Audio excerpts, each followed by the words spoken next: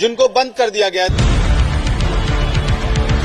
हजारों की संख्या में जंतर मंतर और आसपास के इलाकों में डटे प्रदर्शनकारियों की वजह से नई दिल्ली ट्रेडर्स एसोसिएशन ने कनॉट प्लेस की सभी दुकानों, दफ्तरों और रेस्टोरेंट को शाम 6:30 बजे ही बंद करने का ऐलान कर दिया। इस वक्त मैं दिल्ली का दिल कहे जाने वाले कनॉट प्लेस में मौजूद हूं और 6:30 बजे के बाद कनॉट प्लेस की सारी दुकानें बंद हो चुकी हैं। सामने की तरफ हम आपको दिखाएं तस्वीरें। अमूमन यहाँ चहल पहल होती है, जो दुकानें हैं वो खुली होती है, रेस्टोरेंट, बार और तमाम यहाँ पर शॉप्स होती हैं। लेकिन न्यू दिल्ली ट्रेडर एसोसिएशन ने एक चिट्ठी जारी करके ये बताया है दुकानदारों को कि 6:30 बजे के बाद दुकान बंद हो जाएंगी।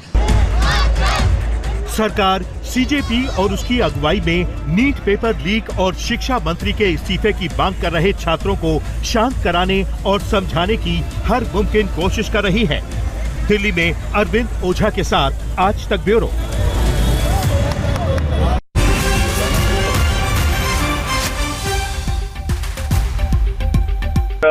मुलाकात करने, अनशन खत्म करने की अपील के लिए धन्यवाद भी दिया है। सोनम वांगचुक ने दोनों नेताओं से, केंद्रीय मंत्रियों से मिलने के बाद अपना ये अनशन खत्म कर दिया है और उन्होंने कहा है, सोनम वांगचुक ने ये कहा है कि बातचीत के दौरान सरकार की ओर से उनकी मांगों पर सकारात्मक विचार करने का भरोसा दिया गया है। सामाजिक कार्यकर्ता सोनम वांगचुक ने अपना अनशन खत्म करने की बात कर दी है।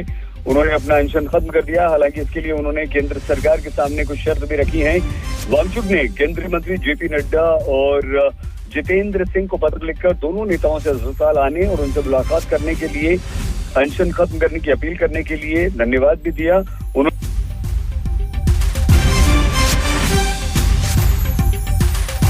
विचार का भरोसा दिया गया है।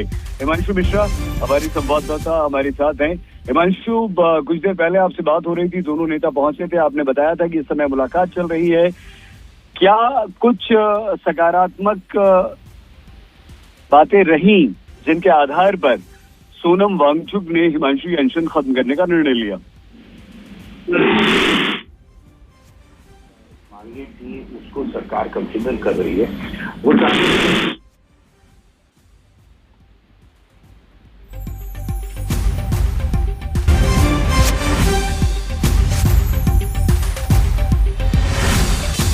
हिमांशु, सुन पा रहे हैं आप हमें? जी सही, मैं सुन पा रहा हूँ बिल्कुल आपको। जी हिमांशु, अपनी बात पूरी कीजिए प्लीज। जिन बच्चों ने न्यूज पेपर लीक के बाद सुसाइड किया, उन बच्चों के परिवारों को 1-1 करोड़ रुपए मुआवजा देने की, और इस प्रोटेस्ट के दौरान और मार्च के दौरान जिन पर केस दर्ज किए गए थे, उन केसों को वापस लेने की उनकी मुख्य मांग थी। धर्मेंद्र प्रधान के इस्तीफे की भी मांग थी। तो हो सकता है सरकार की तरफ से कुछ एश्योरेंस दिया गया हो कि हम ये कर रहे हैं। और खुद प्रधानमंत्री नरेंद्र मोदी ने फास्ट ट्रैक कोर्ट की सुबह कहा था उसका गठन होगा, देर शाम तक उसका गठन हो गया। खुद प्रधानमंत्री नरेंद्र मोदी ने अब से 1 घंटे पहले जो है वो एक वीडियो जारी किया कि सरकार किस तरीके से पेपर लीक के ऊपर गंभीर है, कि एक्शन अभी तक लिए गए हैं और कल कैबिनेट में एक नया बिल जो है पेपर लीक से जुड़ा हुआ सरकार लेकर आएगी, जिसको संसद के इसी सत्र के दूसरे सप्ताह में दोनों ही सदनों से पास कराकर उसको कानून बनाने का काम जो है सरकार करने वाली है। ये सारे प्रयास अगर आप देखें, और उसपे फिर जेपी नड्डा और जितेंद्र सिंह जब पहुंचते हैं सोनम वांगचुक से मुलाकात करने, जो दूसरे राउंड की मुलाकात थी, इससे पहले 2 दिन पहले मुलाकात हुई थी, अब दूसरे राउंड की, तो ये सारी चीजें जो हैं होने के बाद सोनम वांगचुक को कहीं ना कहीं सरकार का आश्वासन होगा, उनकी मांगों पर सरकार विचार कर सकती है। और उसके बाद जो है सोनम वांगचुक ने जो है अपना अनशन जो है वो तोड़ दिया। अच्छा हिमांशु, मांगों का भी आपने उल्लेख किया, एक बार हम फिर से बता दें कि जो पेपर लीक के कारण जिन छात्रों ने आत्महत्या की, उनके परिजनों को मुआवजा, इसके अलावा जो संसद घेराव के दौरान जिन छात्रों को गिरफ्तार किया गया, उनके केस खत्म करना। लेकिन क्या इसके अलावा जो एक मुख्य मांग थी शिक्षा मंत्री का इस्तीफा, उस पर भी कुछ आश्वासन हो सकता है?